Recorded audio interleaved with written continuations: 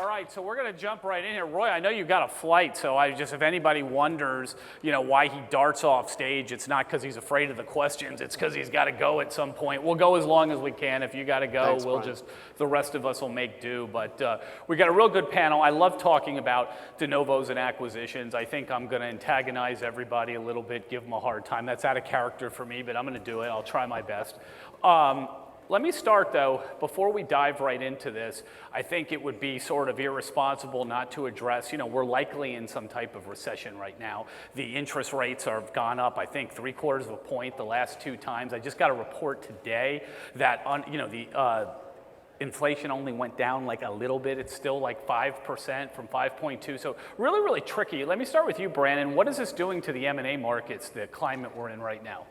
Yeah, for the time being, on the smaller transactions, I would say in the $2 to $20 million range, we haven't seen a big adjustment. EBITDA multiples continue to be robust, and there's plenty of demand out there. I will say that some buyers have gotten a little bit more choosy, more selective about the practices that they're bidding on, but when they bid, they're very, very aggressive. So we haven't seen multiples cool off, valuations cool off. We're starting to hear on the back end, the larger transactions, with banks getting a little bit nervous, tightening up a bit, those multiples may start to cool off before we see that come down to the smaller transactions. Yeah, I know for a fact that there's $1 billion deal that got cratered this year, a $400 million deal, a $266 million deal, all because of lenders. It's really, really tricky. Roy, what are you seeing with de novos in terms of, build out costs, inflation, ability to get financing for de novos right now?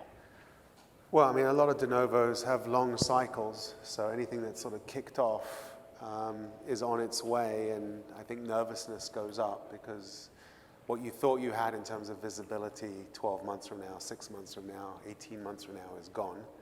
I do think anyone who was circling a potential large CapEx project but hadn't necessarily committed to anything is probably being a little bit more nervous now. I don't know that all activity has ceased, even in scenarios where you do have access to capital.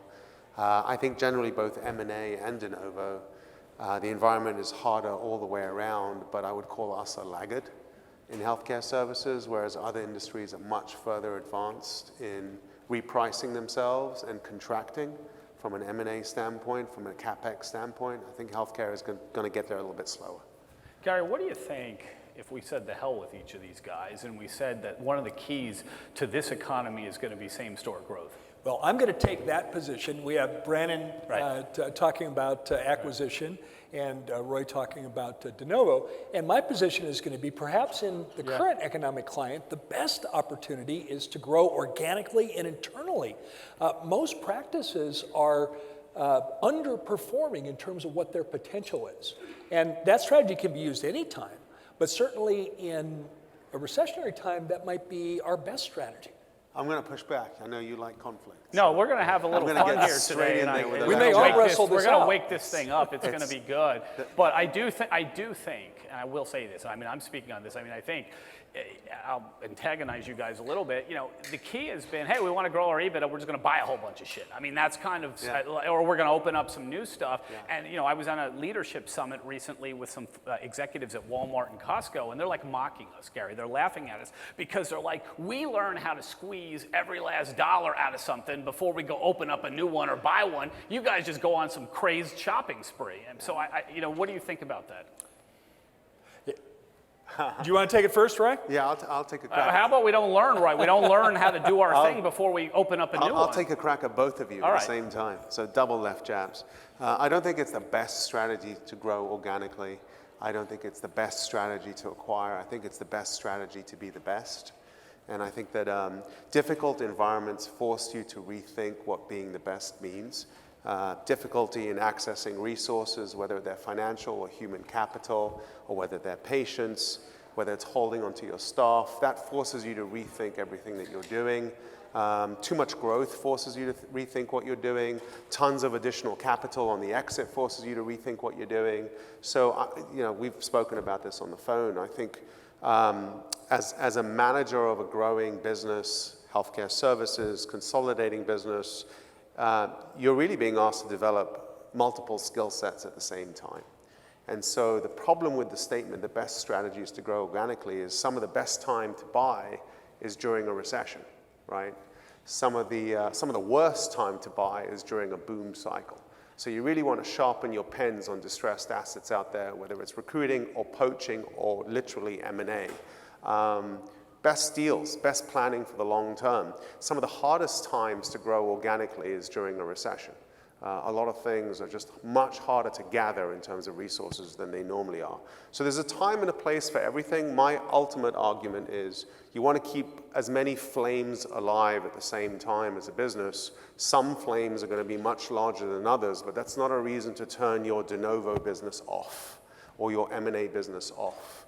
And that's my advice. You got something to say? Go ahead. We're having a playful debate here, as you can tell. And actually, I think the answer is all of the above. Exactly. And I really think that's the appropriate strategy. But, if I come back to this organic or internal growth, let's think of what we've been through in the last 2.5 years. There's patients in every one of your practices that you haven't seen since perhaps early 2020 or late 2019. And because they were due for the next hygiene appointment, the offices were shut down.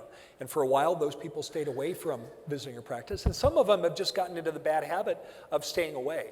And also combine that with the reality that we're dealing with shorthandedness in terms of our administrative team, and we don't have time to do things other than answer the phone, check people in, and check them out. So we don't have dedicated team members that are working on reactivating our past due hygiene patients. I think we have tremendous opportunity to grow. I would disagree, Roy, that I think that in the downturn we have a massive opportunity to grow. And if it's all based on serving our patients and helping them become as healthy as possible, that represents a very noble vision of growth. Brannon, do you agree with my general principle, before we do some specific counterpoint, that growth has got to equal added value to the organization, and added value to the organization equals increased EBITDA, and if you're not going to increase your EBITDA, you shouldn't be expanding at all? Yeah, I mean, absolutely. I think we're going to enter potentially an economic cycle where a lot of the aggregators, and the aggregation is relatively easy, are going to be challenged in regards to their operational fortitude. If for some reason you don't have access to capital or you can't grow through acquisition or de novo, you're going to have to focus on same-store sales growth. And you have to have the operational talent in order to do so. So I think a lot of the DSOs out there that have been in growth mode through solely acquisitions and haven't invested in the operational part of their business are really going to be challenged as we enter a different climate and as banks start to pull back and as they start to pursue recaps, and larger buyers are more selective about what they're buying. And if you haven't built a sustainable business, you're not going to achieve the multiple you want to achieve on the recap, or you may not be marketable at all. How about this one, Roy? Sometimes the best way to increase your EBITDA is to shut the darn office down because it's not profitable. Absolutely. And how about this one in response? Go ahead. Sometimes the best way to increase EBITDA is not to think about EBITDA at all. That sounds reckless and irresponsible, actually, but you're going to have to expand on that. I'm going to let you expand. Ask Jeff Bezos about that. Well, I want to hear that in the context of dentistry, because to me, not thinking about EBITDA and opening up an office is my clients like, wow, this thing's like 2.5 years. Maybe it'll turn cash positive in year 3 and we won't go broke. So what do you say about that? Yeah, so I think that everyone in this room is on a path towards the aggregation, actually, of intellectual capital. And it's important to really hold on to that statement, not let go of it. You're not really on a path to aggregating EBITDA. Because if you were purely on a path to aggregating EBITDA and you sacrificed capital, intellectual capital, in the pursuit of this EBITDA, eventually your EBITDA will run out on you. So that's the reality. If you want to attach a long-term vision to who you plan to be, most long-term visions are actually, I just want to be the largest and best in my space, however that's defined. But what you really, really are doing is trying to be much better incrementally along the way. So much better could be, hey, I never realized that differentiating my DSO from the 5, 10, 15 other DSOs that I'm competing with could mean that in a difficult environment where private equity groups have 1, 2, 3 less turns of debt available to access, I'm still a buyer. That's a big differentiator. I'm still on the front foot leading this charge into aggregation. I really mean it. I don't go to sleep when everyone else goes to sleep. when they're busy retrenching and dealing with integration issues that they ignored because they were so busy conducting these tuck-in acquisitions, you're still available to address your marketplace and try to build. You're a builder in a difficult environment.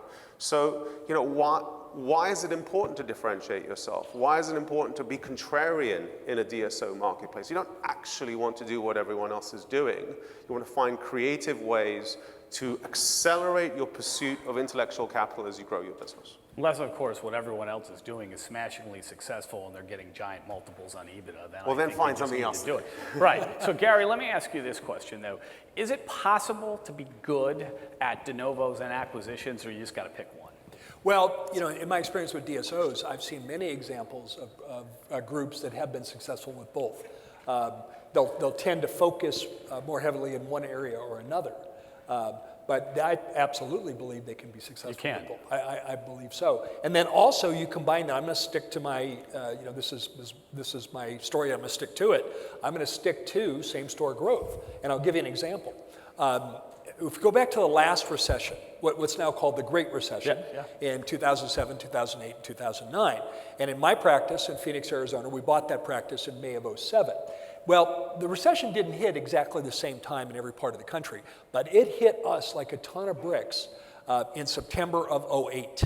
And 2009 was our most challenging year in our practice. And we had a daily goal, like many practices do, a daily production goal.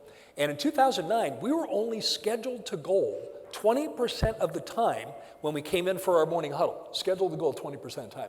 And Brian, I think you would agree that that's an F on the report card. That's not, but it's not the end of the story.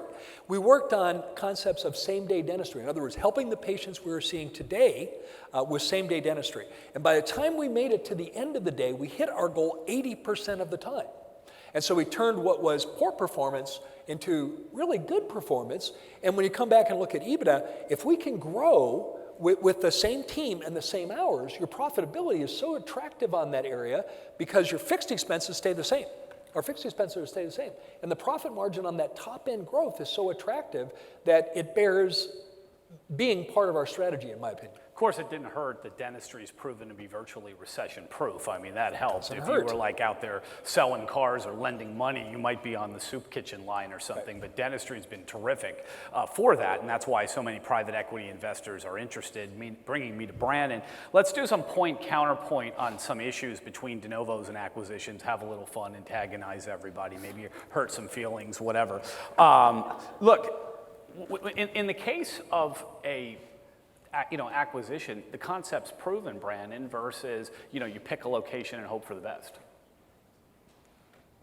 Yeah, I mean, absolutely. That's the reason why people typically want to acquire practices, because it's a proven concept, it's generating EBITDA, it's got a culture, it's got staff, they're trained, and you can hit the ground running. So speed is a huge advantage, as well as immediate arbitrage in the sense that if you're a larger DSO and you're going to trade on the back end for 10, 12, 15x, and you can onboard practices very, very quickly at 7 times EBITDA, you're creating immediate arbitrage, and it's not a heavy lift operationally, at least to complete the acquisition. Right, so Roy, why would anybody pick a location and hope for the best when you've got a proven concept speed there? To what, right? Speed to build unsustainable scale that you can pass on to the next sorry owner who sees a large asset fall apart on their watch. There's a lot of that, and there's a lot of that to come. So academically, if you are taught corporate finance by a professor, you'll hear them say that actually empirically, most M&A transactions fail. Wow. So we're doing a lot of M&A, so why are we going to be the exception in healthcare? There have been practices built, opened for a lot longer than there have been tuck-ins. There have been de novos developed, there have been organic growth strategies executed. So you really have to be careful here, right? What are you in the business of doing? You asked a brilliant question, right? Can you do both? Yeah. And the answer is, it's a function of who's in your board. So if your boardroom is purely motivated on fastest, largest growth, the answer is you cannot do both, because you'll be laughed out the room every time you show up with an incremental improvement that might take 10 years to work out. And you can test your board. Go back to your boardrooms and have a conversation about something very small that could become quite large, but we're not quite sure, and it might take 10 years, and see what the response is from your board members. If they give you a round of applause, you can do both. If they start telling you that you're wasting their time, You know, where's the meat? Where's the good stuff? You need to double your X or by Y time frame. Then you can't do both. And you just have to understand what business that you're in. A rapidly growing M&A business does well in most cases in a high tide environment. We are not anymore in a high tide environment. So just keep that in mind. So Brannon, I'm going to antagonize you, and Gary, you're going to be the deciding vote on this maybe. Okay, so Brannon, here's the thing. You want to just indiscriminately buy stuff. You want to line everybody up, get a big bidding process, and have everybody overpay. But here's the problem with this. You get a clean slate on your culture if you open up the practice as a de novo versus you got to integrate this. And one of the biggest failures of these M&A transactions is it's not a good fit. The culture doesn't fit. You know, the seller doesn't get along with the existing organization. So what do you say to that? And then Gary, you're going to give us the final word on that. I think it's critically important to define what your culture is and the type of practices that you're looking for if you want to be successful, or else you're going to buy practices that are a bad fit and almost impossible to integrate into your culture. At the same time, you've got to develop culture within your organization, but also be respectful of the culture of the practice that you're buying. And a lot of that revolves around oftentimes the age of the doctor and the staff. If it's a long-term established practice and an older doctor, they're going to be more adverse to change. You're going to have to be careful about the changes that you make in that practice until that doctor exits. As opposed to a lot of our younger clients, we see that they're well adverse to change. They've grown up with change and access to a lot of information and change. So they're more apt to accept and pursue a DSO because they want culture. Well, Gary, I know if you pursue same-store growth, you don't got to worry about integrating the culture of a foreign organization. That's for sure. Right. Yeah, we can capitalize on what our culture is. But can I throw a match on the kindling for just a minute? So I'll throw a match on this. You've been too nice so far. Let's do it. Okay, we'll get off that position for a minute. So I think one of the biggest issues with DSOs are their insurance dependency, and in particular their dependency on PPO plans. Now, one of the things you can do as a DSO, you get negotiating strength when we go to the insurance companies. Heartland gets negotiating strength when they go to PPO plans because they've got almost 1,700 locations. This is a group here that is emerging DSOs that are... It's a little tougher when you got 8 offices to go to a big carrier. Or 2, like we had in New York. Right. Okay, good luck negotiating with the PPO plans on a 2-location DSO. However, what we've learned in my work is that practices with the right culture, with the right strategy, can radically reduce their insurance dependency. Now, notice I didn't say become fee-for-service practices. I said reduce your insurance dependency. When you quit giving away 40 to 42% to the PPO plans by our contracted fees, guess what happens to our EBITDA? Guess what happens to our profitability? It soars. So I would like to suggest that that's another internal strategy that we could use. And certainly how that could be done conservatively in a DSO is pick off some of the small plans that you have, because the good thing about most dental insurance PPOs is they're open panel plans. What open panel plan means is the patient can go to an out-of-network dentist and the plan will pay benefits. So you do this in a very patient-friendly manner. We still have insurance coordinators who file their claims, who submit all the documentation, who do all the follow-up on the patient's behalf, helping the patient get every dollar of benefit that they have. And when this is done right, the retention of your existing in-network patients is huge. And you quit giving away 40 to 42% to the PPO plans. Delta's not going to like my message here. But when we quit giving away 40 to 42%, all kinds of cool things happen in the practice. Yeah, I don't care about Delta. They're suing a bunch of my clients. Maybe we'll give them that. I'm not really worried about Delta too much right now. But Roy, what do you say about this? You always want to have to maximize, the opportunities. And Brannon's out there doing this stuff in all 50 states, and he's bragging after a few drinks at the bar and all this stuff. But there are some markets that are saturated for de novos. You can't open up anymore. Why would you do something when you're limiting yourself in certain markets that you can't even open them up? Yeah, I don't limit. I mean, I've been growing a lot for a lot of people and myself too for 12 years. And so we love de novo, we love organic. I don't really delineate between those two words. For me, they are the same word. And they both have the same challenge, which is how much of your boardroom table is occupied on big, bulky asset acquisitions and how much of that deck is focused on large acquisitions versus the incremental stuff. So, if you run out of geographic locations, you're still always sport for choice on slightly adjacent revenue streams that you haven't opened, whether it's physical assets to represent, or whether it's human assets to represent, or whether it's new sites of service. You know, we've run out of room for practices. Have we touched the schools? Have we touched the senior homes? Have we touched on-site employers? So there's always opportunities for organic growth in healthcare. Healthcare is a $4 trillion industry. In services, it's a $6 trillion industry when you add everything else. You're not going to run out of space in this country, and if you do, there's this other part called the rest of the world. So you're going to be okay. The bigger challenge you face is understanding before the reference the game. It's not a game, but understand the mechanics of what you're in. You have an asset, and it can travel at many different speeds, and there's no speed limits anywhere. It's almost like the whole industry is one big Autobahn in Germany, where any one of us is free to go at whatever growth rate we want. Well, the reality is if you take your vehicle and you grow it too quickly, you will fail.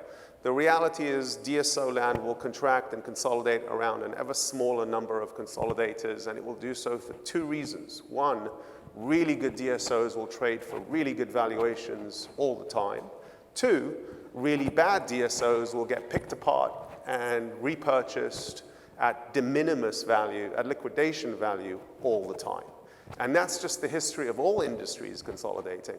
There's going to be a lot of failure out there. So I think that's the message that I would put across. You're ready to take the gloves off, don't Gary. I can tell you're getting ready to just keep going on. Like, go ahead. So does anyone besides me enjoy a spirited debate with an attorney?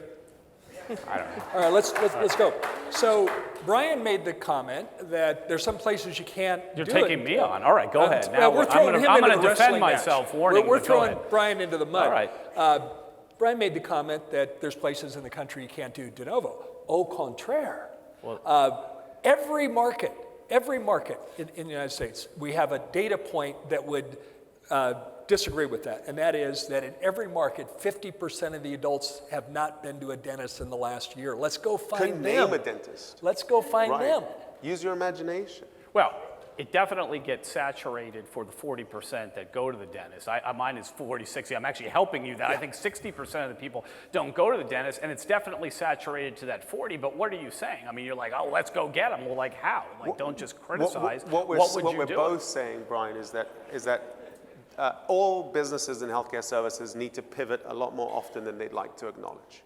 And so this word pivot is when you're systematizing everything, is anathema. It's something you try to run, hide, and deny. But you should be pivoting 3, 4, 5 times a year.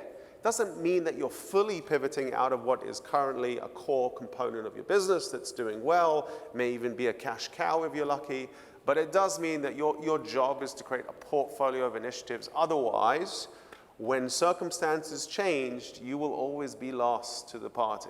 I don't know. You guys dragged me into this mess. All I'm going to say there is you don't mess with a winning formula. If what you're doing is successful, I wouldn't That is the pivot quickest 4 or way to 5 disaster. times. I can't. But you know what, Brannon, I'm going to ask you a question. I wish we had like another 20 minutes. This would really go on. But let me ask you this. You were talking a lot of noise back there before we got on stage, and you said, look, acquisition could be profitable on day one. The best de novos aren't profitable for 4 months, and if you struggle, it could be 3 years until they're profitable. Yeah, absolutely. The cycle is longer from a de novo perspective. You also have the opportunity to hedge your debt at the same time. So if you're going to be competitive in a marketplace, buying practices with healthy EBITDA that have the potential for further growth, you're going to pay up in the current environment versus doing a de novo, entering at a much lower cost, but you're going to have to wait longer. I think the challenge of doing de novo versus acquisition, when you're using acquisition as your growth model, you benefit from the systems and the talent that are already at the practice after you acquire. It's already generating cash flow, it's going to continue to generate cash flow. As opposed to when you're doing a de novo, you are the culture, the systems, the talent, and you have to have the operational fortitude to operate a practice and grow a practice, and not every DSO out there has that talent. Well, Roy, what do you think about this, though?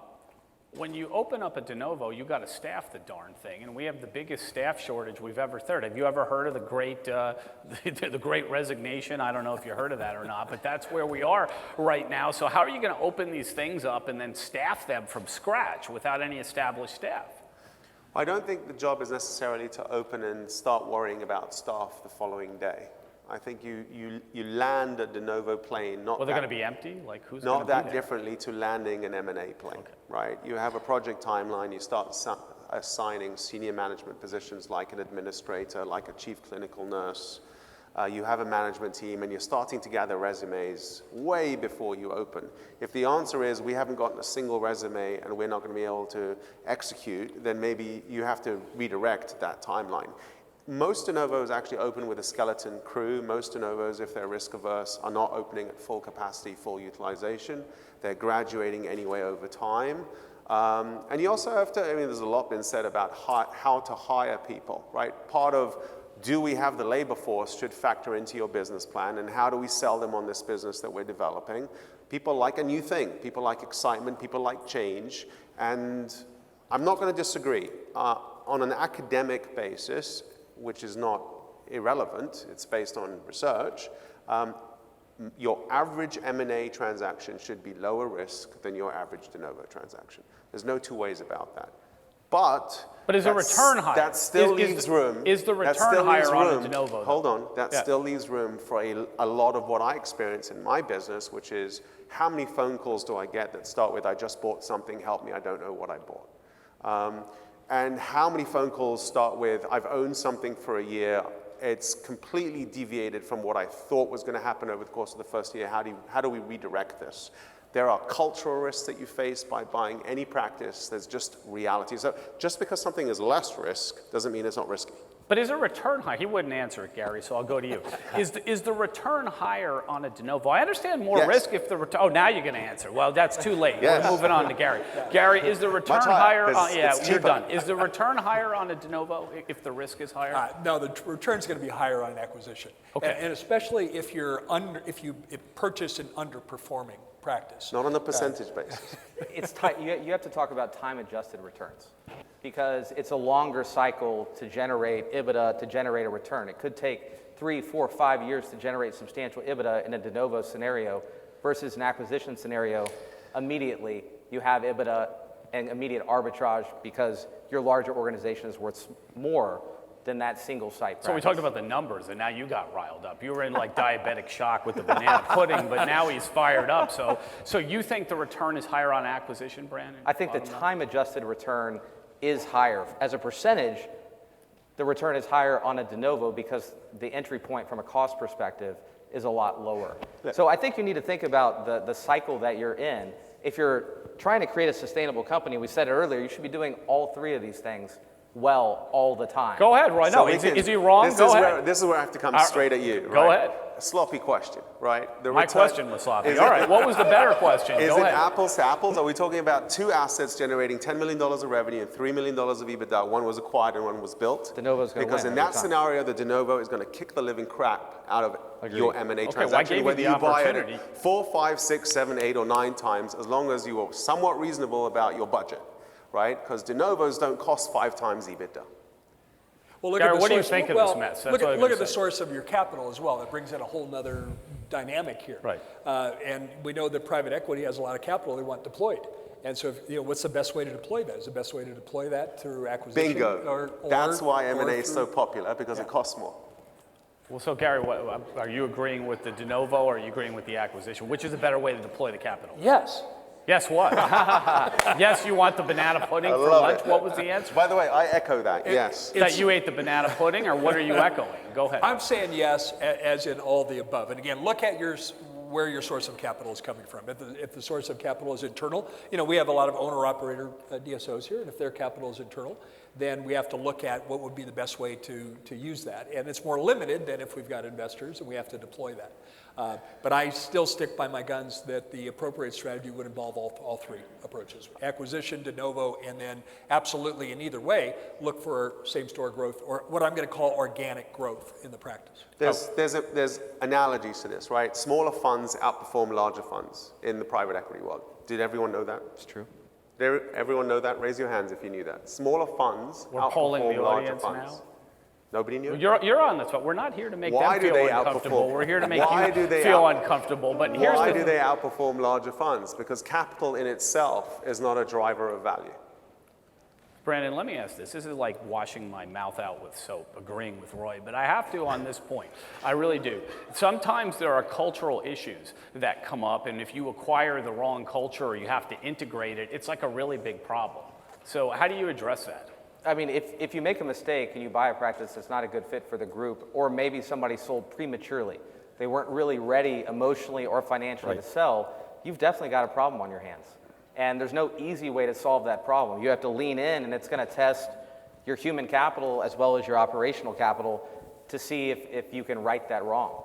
I think you just have to be more pragmatic on the front end to identify, to not get caught up in aggregate, grow, and make pragmatic, careful decisions about who you partner with as a buyer. Now, Roy, one of the things about doing a de novo, again, frightening as it is, I might be agreeing a little bit, is, Brannon wants to rile everybody up, get 8 or 9 buyers, create a bidding war, everybody overpays, it's no fun for anybody. Before this environment we're in now, I think you can budget and contain your costs for a de novo. Can you do that now? It's very unpredictable right now with the cost of supplies going up, the cost of labor. Can you set a solid budget? It's much harder.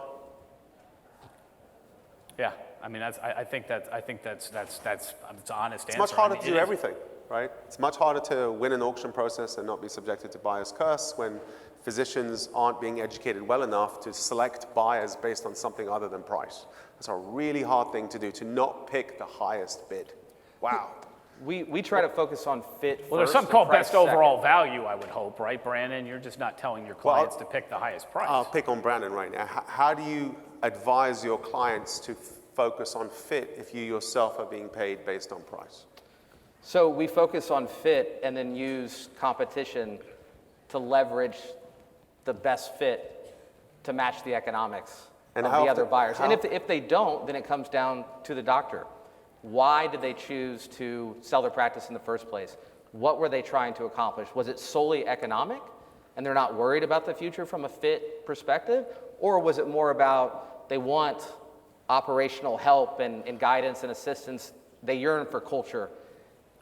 It depends on what is their why. So a quick cheat, if anyone out there is hiring an investment banker and they ask for references of past clients that close transactions. Now, I will do this only because this has now finally gotten out of control. Like, you're questioning Brandon's integrity on stage. Now we're like, it's Jerry Springer-like. But here's the thing.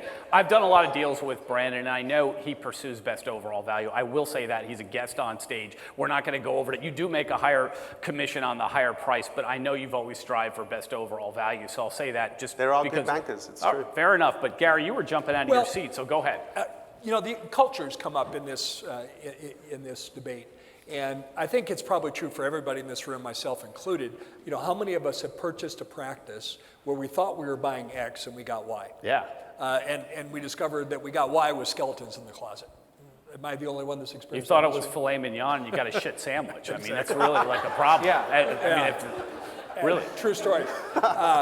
And yet, culture is important. How do you then integrate that? When you discover that you've you've acquired it and it's not a fit, how do you bring it into the fit of the culture of your DSO? I think as you're evaluating practices, you need to ask the seller, what is your why? And make sure that you can accomplish their goals. And if it's solely economic, you need to understand that you may have an issue at hand, because if there's no importance placed on culture and fit doesn't matter, you won't find out if the fit's there until after the acquisition closes. The first question we always ask after all offers are in is, economics aside, who do you like the most? Who do you feel the most comfortable with? Let's start there and then continue the conversation about economics. All right. Couple minutes left. I want to give everybody one chance to sort of respond to this. I'll start maybe with Roy, and we'll go around. How should everybody think about the next year or 18 months? Very tricky conditions. I mean, seriously. Yeah, I think psychologically the best advice that I could give is think of it as a wonderful opportunity to take the changing dynamics that you're seeing in front of you, that everyone else is seeing in front of them, empathize with what the average physician, staff member, potential recruit, and target is thinking and feeling in this really, Jesus, there's a front page article today, I think, from our president saying nuclear Armageddon is real. Like, we're living in a very nervous time, and it seems like what couldn't imaginatively be even more nerve-wracking, even worse than what we've just come through, the dial still gets ratcheted up. And so our job, everyone's job here today, is to take all of that shit sandwich and turn it into filet mignon. And I think that should really empower you. This actually is the job description. We are here to create magic, and you're being given plenty of opportunities to do that. So the one thing I would advise against is hiding in a cave. All right, Gary, I'm going to go to you, then Brandon's going to get the last word. Maybe a minute or more. Just tell us, how can we think about same-store growth in this real tricky times?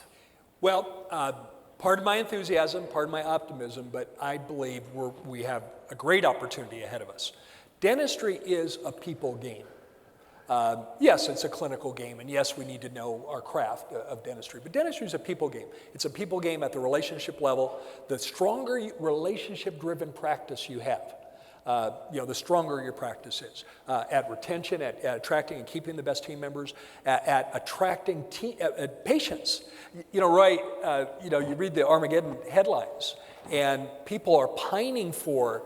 Think about the healthcare dysfunction we have today on the medical side.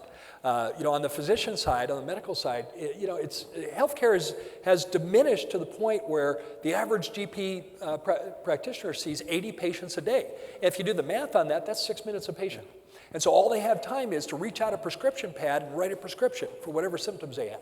Dentistry doesn't have to be like that. We can have a relationship with our patient and look at the patient as lifetime value, not in what we can do, not what happens for them today, but look at them at lifetime value. And I think when times are down, a dental practice, going to a place where they're surrounded by people who they know, like, and trust, represents an asset in that practice that's not measurable in the form of EBITDA directly, but I believe it shows up indirectly. I will say this. Better As a organizations consumer, just to build on your point, sorry, Brian.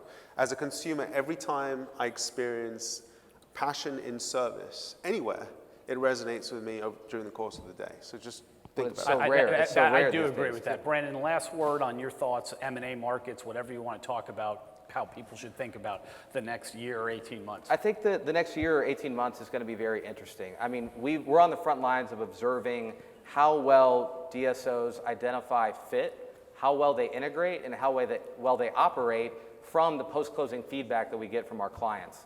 And I think there's a lot of DSOs that have great culture and great systems and have built a very sustainable business with good deal structures and good doctors. And there are some DSOs out there that are a bit of a house of cards. And we're going to see how that all plays out. So I would encourage everyone to lean in over the next 12 months, sharpen your axe, use this as an opportunity to improve your operational fortitude, because it's going to pay dividends in the long run. Yeah, in a high tide, everyone looks great. That's right. Not anymore. All right, great panel, everybody. Thanks so much for participating. Thank you.